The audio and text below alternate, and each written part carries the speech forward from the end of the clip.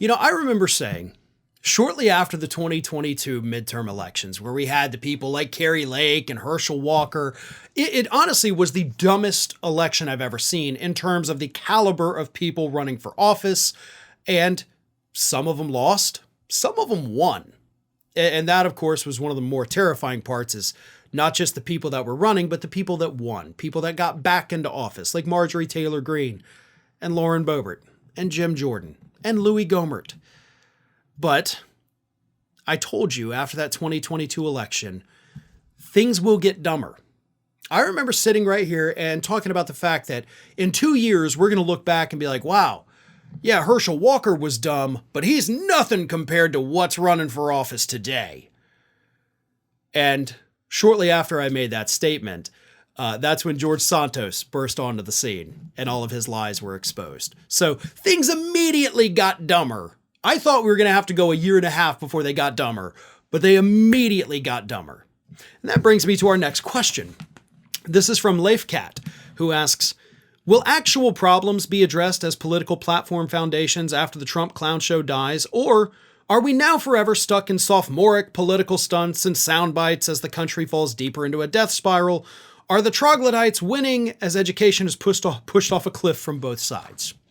So basically, yeah, kind of distilling this down is like, are we just stuck with the stupid people, or are we actually going to get people in office that know how to govern and then govern? Because we do have some people in office right now who know how to govern, but unfortunately, because they're in the minority, we're not getting anything done. So are we stuck in the cycle of stupid? Yes. That's not the answer you wanted. Like, I feel like this is one of those questions that's like, please give us hope for the future. I got no hope. I'm sorry. I really think that the Republican Party itself has become such a dumbed down entity that I don't know that we can have a real, fully functioning government when you have one side that wears their dunce cap with pride. It's one thing to understand your own limitations, to be like, listen, I'm not qualified for this position. I shouldn't be running for it. Why am I here? We shouldn't have former football coach Tommy Tuberville as a senator. We shouldn't have had former football player Herschel Walker running for Senate. We shouldn't have people who don't know how the law even works writing our laws.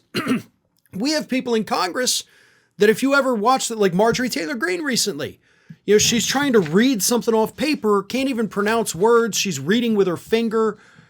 I mean, we need smart people. And I'm not saying that not being able to read doesn't mean you're not smart. I get that. I understand it. But we should strive to have in office people better than us. And we're not. As a country, we've just stopped doing that. We have said, I want somebody, and this goes back long before Trump came in. I know you talked about Trump in your question. He is a symptom, not the cause. But it all started back with Reagan. Reagan, this kind of down-home, goofy guy. Yeah, he's Hollywood from California, but he's also got his cowboy hat and, looking like just an average Joe, right? Oh, he's a little slow, maybe a little forgetful here and there, but that just endears him to the public. Hell, even before that, Gerald Ford, right? Former football player. Oh, he's just a down-home boy, good old guy. And then with George W. Bush, right? What was the question? I know my audience, we're old enough to remember. What was the thing they talked about? He's the kind of guy that I'd like to have a beer with.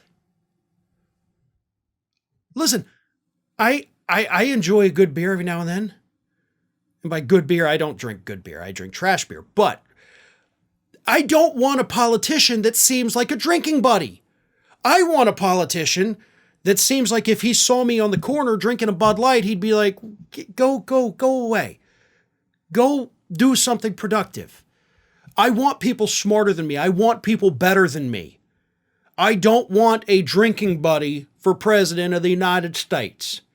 That doesn't sound smart. That doesn't sound good. But because that's where we are, and it's been going that way for decades, no, I don't see it getting better anytime soon. In the distant future, maybe. But for now, we are stuck with politicians that people vote for based on whether or not they could sit at a bar with them.